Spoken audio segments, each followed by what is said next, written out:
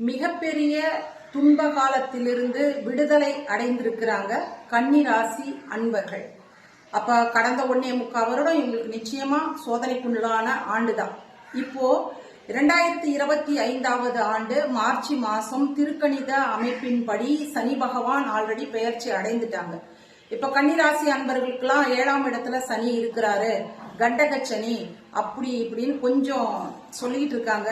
But இருந்தாலும் இந்த ராசியை பொறுத்த வரைக்கும் பூர்வ புண்ணிய ஸ்தானாதிபதி 6க்கும் அதிபதினு 2 பாவகங்களுடைய பலனை தான் சனி பகவான் செய்வாங்க.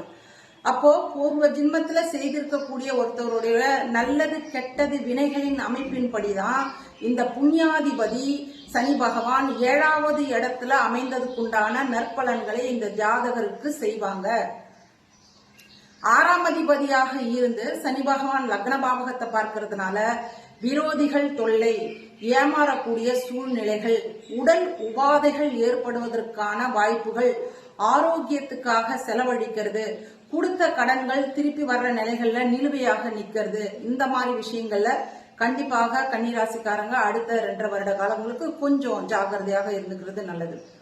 என்ன இருந்தாலும் புண்ணியாதிபதி பலனை கொடுக்கணும் அப்படின்னு சொன்னீங்கன்னா அது கண்டிப்பா பூர்வ ஜென்மத்தினுடைய டெபாசிட்டின் பேர்ல தான் உங்களுக்கு நடக்க போகுது.